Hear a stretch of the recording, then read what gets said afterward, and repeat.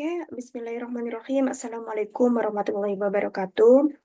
Pada pertemuan keempat dari mata kuliah grafika komputer hari ini, kita akan pelajari mengenai warna ya. Nah, di mana warna sebenarnya merupakan persepsi kita terhadap pantulan cahaya dari benda-benda atau dari objek. Nah, di sini seperti yang kita ketahui bahwa ada objek berupa buah yang dipantulkan dengan persepsi warna yang dilakukan oleh mata kita dengan bantuan retina ya. Nah, dari objek ini itu nantinya ada bantuan dari cahaya, bisa dari cahaya matahari, lampu dan seterusnya. Jadi semakin eh, jika ada cahaya ya, jika ada cahaya yang menerangi objek tersebut, maka pantulan persepsi warna yang diterima oleh retina, yang kemudian diteruskan ke otak, nantinya bisa eh, mempersepsikan suatu warna dari objek tersebut. Eh, Berbeda lagi ketika tidak ada cahaya yang membantu iluminasi dari objek, maka mata tidak bisa mempersepsikan warna dari objek tersebut. Jadi, warna itu merupakan persepsi kita terhadap pantulan cahaya dari benda-benda. Jadi dengan bantuan cahaya kita bisa mempersepsikan warna dari suatu objek. Nah, jadi cahaya itu penting dalam mempersepsikan suatu warna ya dari suatu objek. Nah, di sini ada cahaya. Cahaya sendiri merupakan energi elektromagnetik. Jadi gabungan antara energi listrik dan magnet, di mana cahaya sendiri dibagi menjadi dua bagian, yaitu cahaya yang terlihat atau visible light. Nah, di mana cahaya visible ini merupakan bagian dari energi elektromagnetik dengan panjang gelombang antara 400 sampai 700 nanometer.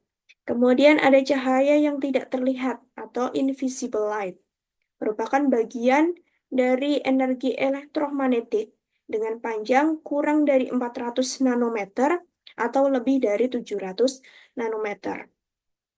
Jadi kalau kita berada di tempat ya yang gelombang elektromagnetiknya kurang dari 400 nanometer atau lebih dari 700 nanometer, mata kita tidak bisa mendeskripsikan warna tertentu. Jadi mata manusia hanya peka terhadap panjang gelombang antara 400 sampai 700 nanometer. Dan perbedaan panjang gelombang tersebut dipersepsikan sebagai warna dari objek tadi ya. Nah, kembali ke sini tadi mengenai warna. Ini adalah persepsi warna yang dihasilkan dari mata manusia yang normal ya. Namun ada suatu kondisi yang dialami dari orang spesial yang mungkin mengalami kondisi buta warna, di mana ketika mata normal itu di dalamnya ada pigmen-pigmen yang dapat mengenali warna berdasarkan objek yang eh, dipantulkan oleh cahaya tadi. Tetapi pada orang dengan kondisi buta warna, di dalam matanya itu pigmen-pigmen yang tugasnya untuk mengenali warna, kemungkinan ada dua kondisi, yaitu pigmennya mengalami kerusakan ataupun tidak berfungsi sama sekali.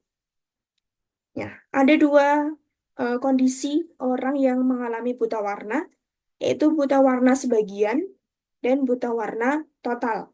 Jadi kalau orang yang mengalami buta warna sebagian, dia masih bisa mengenali warna meskipun hanya satu, dua, atau tiga warna, yaitu warna dasar biasanya, yaitu warna merah, hijau, atau biru. Sedangkan kalau orang yang mengalami buta warna total, berarti dia tidak bisa mengenali warna sama sekali. Jadi objek itu hanya terlihat berwarna putih, abu-abu, bahkan hitam. Seperti itu. Kemudian eh, kita belajar mengenai spektrum warna. Jadi ini adalah spektrum warna dengan panjang gelombang ya, 400 sampai 700 nanometer. Ini adalah visible light atau eh, cahaya yang terlihat. Nah, di sini, di tengah ini adalah visible light-nya. Ini dengan panjang antara 400 sampai 700 nanometer. Nah, di sini ada beberapa warna yang bisa kita lihat karena masih dalam jangkauan mata manusia.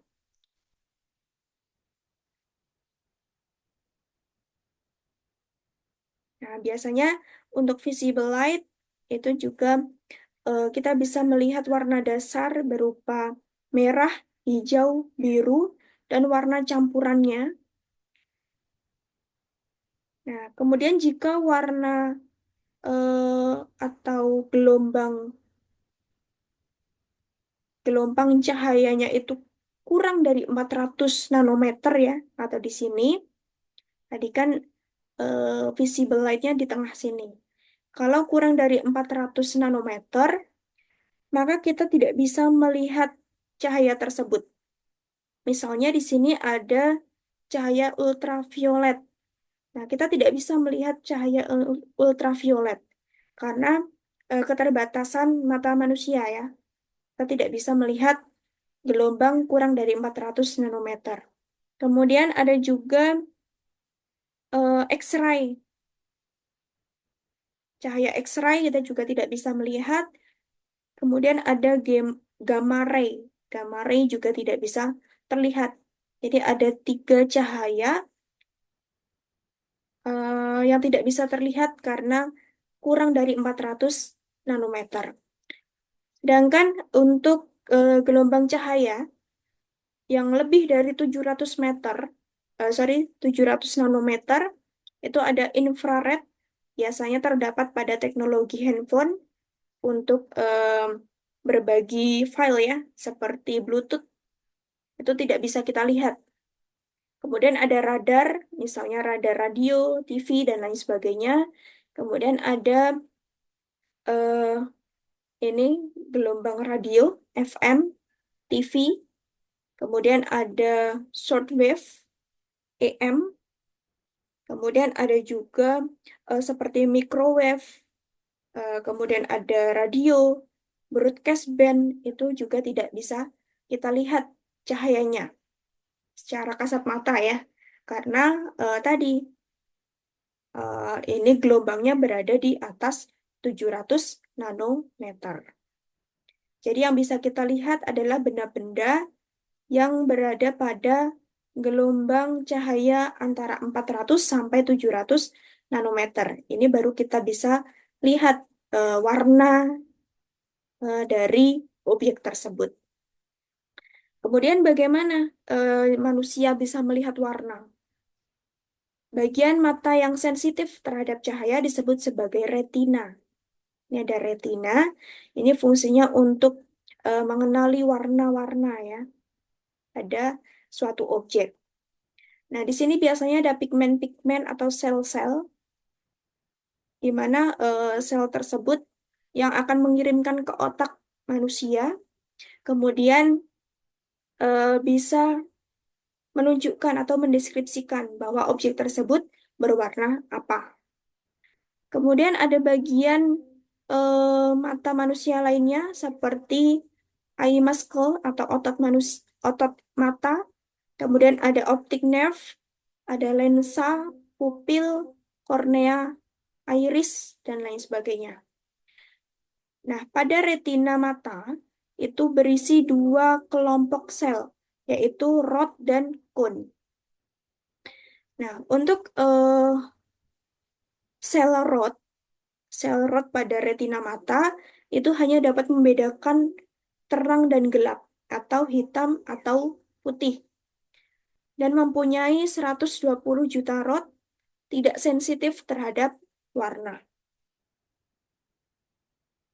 Kemudian untuk cone, ini merupakan bagian retina yang peka terhadap warna, mempunyai 60 juta cone, dan ada 3 macam cone yang masing-masing peka terhadap warna merah, biru, dan juga hijau sebagai warna dasar.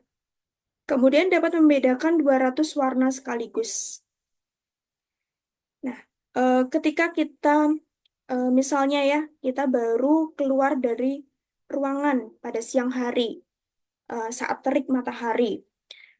Nah, di situ retina mata akan bekerja bahwa di luar ruangan itu sangat terang. Kemudian kita langsung masuk ke ruangan yang relatif gelap, maka pada eh, waktu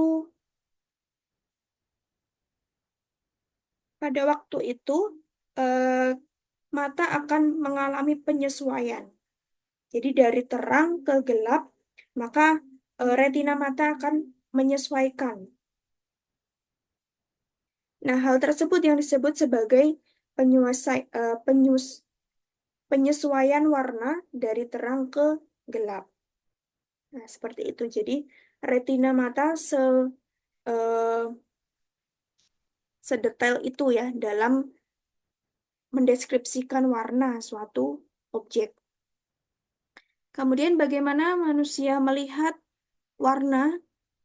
Ini ada sel dengan fovea, adalah arena di retina yang berisi cones. Nah, ini adalah kon-kon, sedangkan ini adalah rod. Nah, di sini ada popea, fovea ya, berukuran 1 atau 150 inci, hanya mempunyai sudut pandang sebesar 1,7 derajat. Di luar itu gambar terlihat kabur. Jadi ketika kita melirik ke kiri atau ke kanan, dalam eh, saat kita masih pada posisi lurus ke depan ya, tetapi mata kita melirik ke kiri ataupun ke kanan, itu hanya bisa melirik hingga sudut pandang 1,7 derajat. Nah, ketika kita mau melirik ke belakang, maka badan kita harus berbalik arah. Itu adalah eh, fungsi dari fovea tersebut. Setiap cons di fovea mempunyai 1 jalur syaraf ke otak dan dapat mengirim gambar sekaligus atau paralel. Nah, video kamera mempunyai 400.000 sensor, tetapi hanya dapat mengirim gambar satu per satu atau stream. Ini adalah perbandingan ketika kita menggunakan video kamera. Nah, di sini ada em, gelombang cahaya ya, dengan relatif spatial absorbance. Ini tadi ada eh, gelombang antara 400 sampai 700 nanometer. Nah, di sini antara 400 sampai 500 itu termasuk relatif pendek ya. Jadi jangkauan warnanya pendek, makanya biasanya gelap untuk jangkauan 400 sampai 500. Kemudian medium itu di antara 450 sampai 600. Itu warna-warna yang sedikit gelap, sedikit terang. Kemudian untuk long itu antara 500 sampai 700 atau 650. Itu adalah warna-warna terang. Kemudian bagaimana warna dibuat? Warna ini dapat diproduksi berdasarkan 2 cara. yaitu subtractive color dan juga additive color. Untuk subtraktif, itu warna dihasilkan sebagai akibat dari diserapnya warna tertentu. Misalnya dari tinta cetak. Nah, ini adalah gambaran dari subtraktif. Misalnya, perpaduan antara yellow, magenta, dan cyan, maka menghasilkan ini. Nah, antara yellow dengan magenta nanti menjadi merah, yellow dengan cyan menjadi hijau, misalnya. Jadi ada hasil penyerapan warna tertentu akibat dari eh, proses tertentu ya. Kemudian adaptif. Adiktif ini adalah warna dihasilkan dari campuran dari warna yang dipancarkan oleh sumber cahaya. Misalnya monitor. Nah, misalnya ada green campur dengan merah, maka menjadi eh, kuning ya. Jadi bedanya antara subtraktif dengan aditif adalah hasil gabungan dari warna yang diserap atau hasil gabungan dari campuran warna. Kalau subtraktif karena dia dari tinta biasanya lebih gelap campurannya, hasil dari campurannya. Tetapi kalau aditif karena dia dari sumber cahaya, jadi lebih ke putih ya. Nah ini. Kemudian representasi warna di komputer, ada berbagai cara untuk menghasilkan warna menggunakan komputer. Ada model warna yang biasa digunakan pada komputer, yaitu RGB, ada HSV atau HSB, HLS, CMY atau CMYK, dan juga CIE. Nah, untuk RGB adalah red, green, dan blue. Warna diperoleh dari campuran tiga warna dasar atau primary color, yaitu red, green, blue. Setiap komponen warna disimpan sebagai angka dari 0 sampai 255. Atau ini ya, bilangan ini adalah kode warnanya. 0 sampai FF 255. 0 tidak ada komponen, 255 komponen digunakan penuh. Nah, misalnya ini. Untuk red berarti yang berwarna R adalah 255 karena penuh. Kemudian green karena berwarna hijau penuh digunakan pada warna green. Begitu juga dengan blue. Kemudian kalau gabungan warna menjadi pink ya misalnya, berarti gabungan antara red 255, green-nya 125, dan blue-nya 125. Kemudian perpaduan warna antara red, green, blue dengan komposisinya red-nya 128, green-nya 255, blue-nya 255 menghasilkan warna seperti ini, biru terang ya. Kemudian kalau coklat gabungan dari warna red 128, green-nya 75, dan blue-nya 0. Itu adalah eh, perpaduan warna dari RGB. Kemudian untuk CMYK, Cyan, Magenta, Yellow, Black, menggunakan warna dasar yaitu cyan, magenta, yellow, dan black. Warna lain diperoleh karena campuran warna dasar menyerap warna dasar dan memantulkan warna yang diinginkan. Nah, misalnya ini adalah perpaduan warna ketika kita mau memadukan warna tinta cyan, kemudian menyerap warna merah dan memantulkan biru dan hijau. Maka yang terlihat adalah cyan.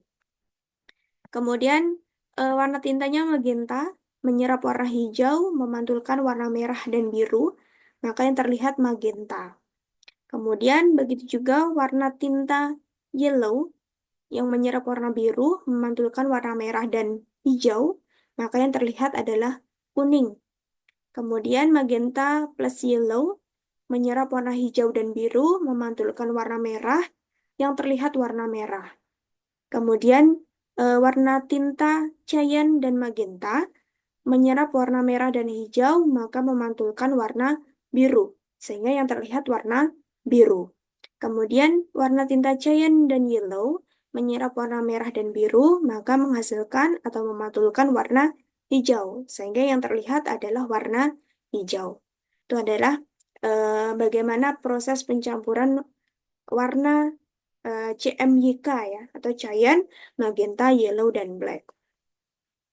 Nah, seperti ini contohnya untuk RGB dan CMYK.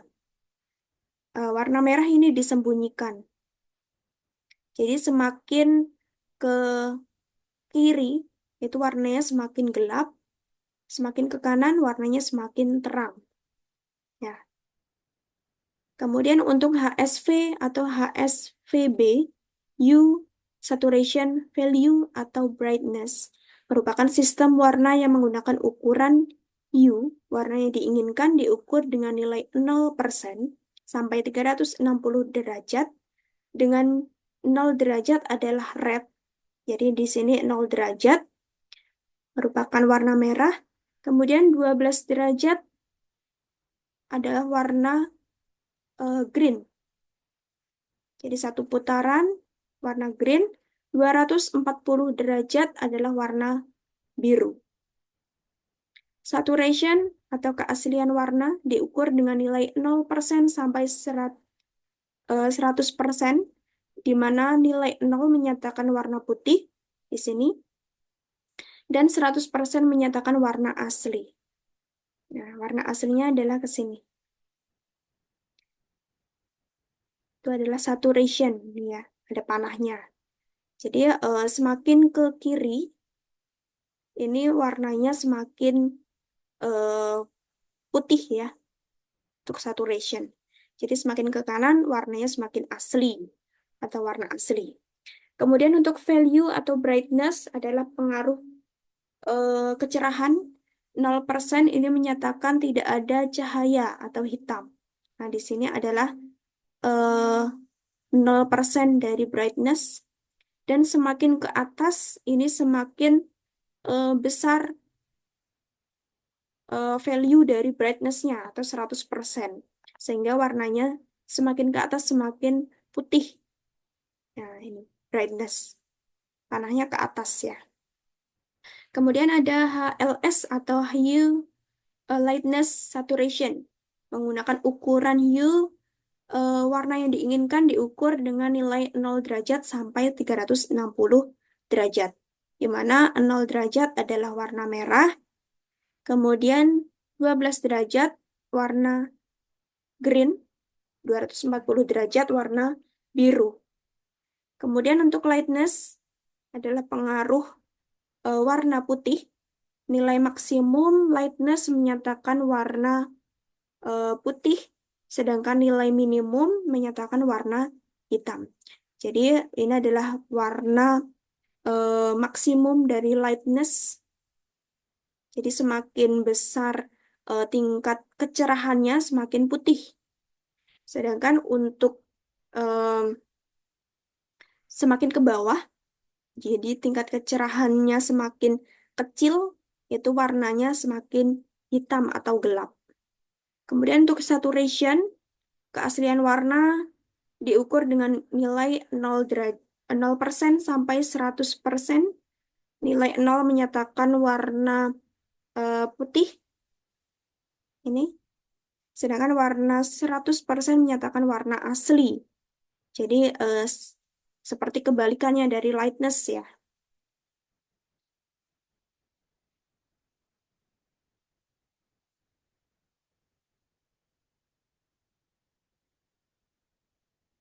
Kemudian untuk CIE atau Commission International de Éclairage merupakan definisi tiga sumber cahaya hipotesis antara X, ini adalah X, ini Y, dan Z, yang menggunakan kurva positif dari spektrum. Nah, karena tadi spektrum warna itu kan bisa terlihat antara 400 sampai 700 nanometer ya. Nah, makanya di sini untuk 390 sampai 500 itu adalah Z. Nah, nanti hasilnya seperti ini, teman-teman. Ini adalah hipotesis dari X, Y, dan Z-nya ini adalah eh, hasil dari warnanya.